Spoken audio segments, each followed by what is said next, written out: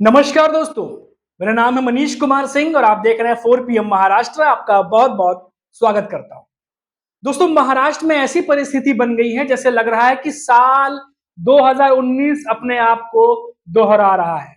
जी हाँ दोस्तों, ये बात अगर आप ध्यान से सोचें तो आपको भी ऐसा ही लगेगा, क्योंकि उस समय भी उद्धव ठाकरे और बीजेपी के बीच, यानी शिवसेना और बीजेपी के बीच सीएम पद को लेकर के गजब की कंपटीशन और कह सकते हैं दावेदारी देखने को मिली थी।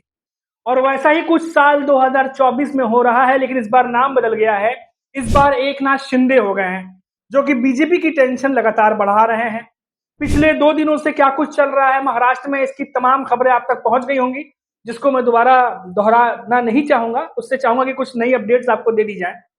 सीएम एकनाथ शिंदे, जो जिन्होंने कल रिजाइन डाला, और वो खुद चाहते हैं कि उन्हें मुख्यमंत्री बनाया जाए। खबरें आई कि बीजेपी की तरफ से कई सारे ऑफर उन्हें दिए गए, शायद केंद्र में भेजने की बात हो रही थी। उसके बाद फिर एकनाथ शिंदे ने अपने बेटे श्रीकांत शिंदे को डेप्यूटी सीएम बनाने की बात भी कही, और बीजेपी की तरफ से कहा गया कि एकनाथ शिंदे और अजीत पवार दोनों डिप्टी सीएम बन जाए और देवेंद्र फडणवीस जो है वो सीएम बनाया जाए, ऐसी खबरें आई। लेकिन एकनाथ शिंदे डिप्टी सीएम के पद से संतुष्ट नहीं है। उन्हें उप मुख्यमंत्री नहीं बनना, उन्हें डिप्टी सीएम नहीं बनना, वो मुख्यमंत्री बनना चाहते हैं। और ये लड़ाई जो साल 2024 में आप देख रहे हैं, ये बिल्कुल हूबहू वैसे ही चल रही है जैसे साल 2019 में उद्धव ठाकरे की शिवसेना और बीजेपी के बीच चल रही थी। हालांकि उसके बाद क्या कुछ हुआ वो सब आपको पता है, लेकिन अब एकनाथ शिंदे क्या करेंगे, सभी को इंतजार है कि आखिर अब क्या होने वाला है। कई सारे महाराष्ट्र के जो बड़े नेता हैं, महायुति से जुड़े हुए बीजेपी के नेता हैं, एकनाथ शिंदे के ग्रुप के नेता हैं, उठ के माना जा रहा है कि उन्हें दिल्ली तलब किया गया, दिल्ली बुलाया गया है। और साथ ही साथ दिल्ली के भी कई बड़े नेता महाराष्ट्र पहुंच सकते हैं, मुंबई पहुंच सकते हैं। और ये जो सीएम पद को लेकर के जो रेस चल रही है, इस रेस को कैसे रोका जाए, कैसे आपसी सहमति बनाई जाए, इसको लेकर के मंथन बीजेपी और एकनाथ शिंदे की शिवसेना और अजित पवार की एनसीपी के बीच चल रहा है। हालांकि अजित पवार के एनसीपी को अभी थोड़ा साइड में रखते हैं, क्योंकि सीएम पद को लेकर के अभी उतनी मारामारी अजित पवार के एनसीपी की तरफ से नहीं है। वो डिप्टी सीएम के पोस्ट से भी संतुष्ट नजर आ रहे हैं। लेकिन एकनाथ शिंदे वो अपनी दावेदारी को लेकर के पीछे हटने को तैयार नहीं है। लगातार आप प्रेस में, मीडिया में खबरें पढ़ रहे होंगे, जहां से आपको कई बार लाइव रिपोर्टिंग देखने को मिल रही होगी मंत्रालय से, क्योंकि मंत्रालय के बाहर जो है वो जर्नलिस्टों को रोका गया है, पुलिस ने बैरिकेड लगा दिया, आपको बता दें। और मंत्रालय के भीतर प्रवेश नहीं दिया जा रहा, और सभी को इंतजार है कि कब एकनाथ शिंदे वो बड़ा फैसला सुनाएंगे जिसका इंतजार सभी को है। आपको याद होगा कि सुबह से चल रहा था, कल से चल रहा था, हमने आपको कल बताया भी था कि जो एकनाथ शिंदे हैं वो कोई बड़ा फैसला अनाउंस कर सकते हैं, लेकिन वो बड़ा डिसीजन कब आएगा इसका इंतजार सभी को है। और अब बड़े बड़े चैनल्स में ये खबर आ रही है कि एकनाथ शिंदे कुछ बड़ा अनाउंसमेंट कर सकते हैं। अब वो बड़ा अनाउंसमेंट क्या कर सकते हैं? क्या कोई ऑप्शन है उनके पास जो कुछ ऐसा अनाउंस कर देंगे जो सबको जो है हैरत में डाल देगा, बीजेपी को भी नुकसान पहुंच जाएगा? ऐसा कुछ होने वाला नहीं दिख रहा है।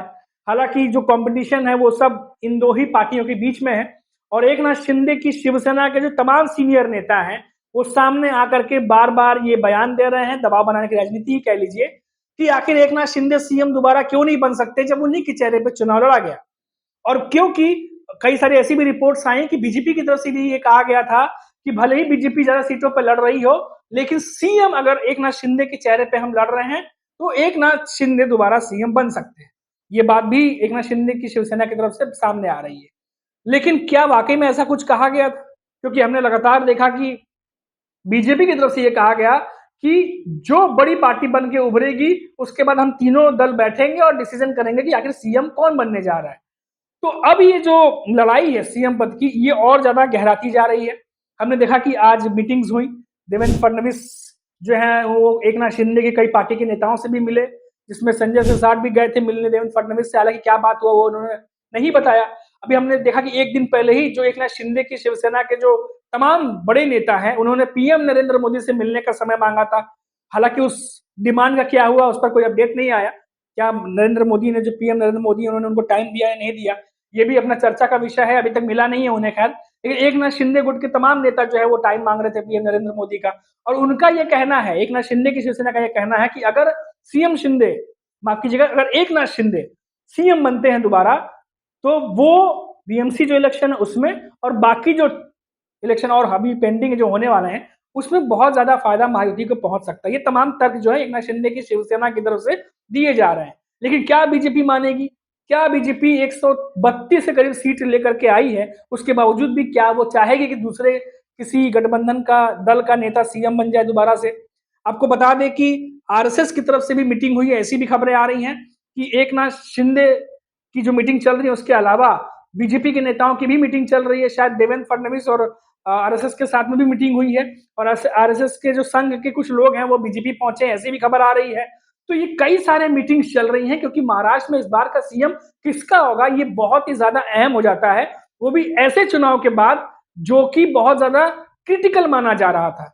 लेकिन चुनाव के रिजल्ट के बाद देखा गया कि जो पूरा मुकाबला था वो एक तरफा ही था। हालांकि एनडीए गठबंधन जो कह रहा है वो अपनी बातें उनकी अपनी जगह है, वो जांच का विषय है और जो बातें वो कह रहे हैं वो चुनाव आयोग क्या इस पर फैसला करता है वो सुनना पड़ेगा ईवीएम को लेकर। लेकिन फिलहाल सबसे बड़ा सवाल कि क्या महाराष्ट्र में जो एकनाथ शिंदे हैं वो दोबारा सीएम बनने जा रहे हैं या फिर देवेंद्र फडणवीस वापस से सीएम बनेंगे और एकनाथ शिंदे को मुख्यमंत्री पद अगर नहीं मिल रहा तो फिर उन्हें कौन सा ऐसा पद दिया जाएगा जो वो लेकर के संतुष्ट हो जाएंगे और जो उनके अंदर संतोष की भावना है वो शांत हो जाएगी। क्योंकि ये काफी कुछ चल रहा है और यकीन मानिए दोस्तों एकनाथ शिंदे ने पूरी जोर लगा रखी है कि सीएम की कुर्सी से नीचे कोई भी बात जो है वो नहीं होनी चाहिए। और ये तमाम बातें देख करके यही लगता है कि बीजेपी और एकनाथ शिंदे के बीच में गजब की खींचतान चल रही है और जिस तरीके की बॉडी लैंग्वेज दिखाई दे रही है, चाहे वो देवेंद्र फडणवीस हो चाहे एकनाथ शिंदे हो, देखकर लग रहा है कि चैलेंजिंग बॉडी लैंग्वेज जो है दो तरफ से दिखाई दे रही है। अब सभी को इंतजार है, हमें भी इंतजार है कि आखिर जो सबसे बड़ा सवाल है कि महाराष्ट्र का सीएम आखिर होगा कौन। ये तमाम जो दावपेच है, जो तमाम गुत्थियां जो उलझी हुई हैं, इसका सोल्यूशन निकालते हुए आखिर किस तरीके से अगर एकनाथ शिंदे प्रेस कॉन्फ्रेंस शाम तक कर देते हैं तो आखिर वो कौन सी बड़ी अनाउंसमेंट होगी जो करने जा रहे हैं, जिसकी अटकल है सभी जानकार लगा रहे हैं। इस पर हमारी भी नजर होगी।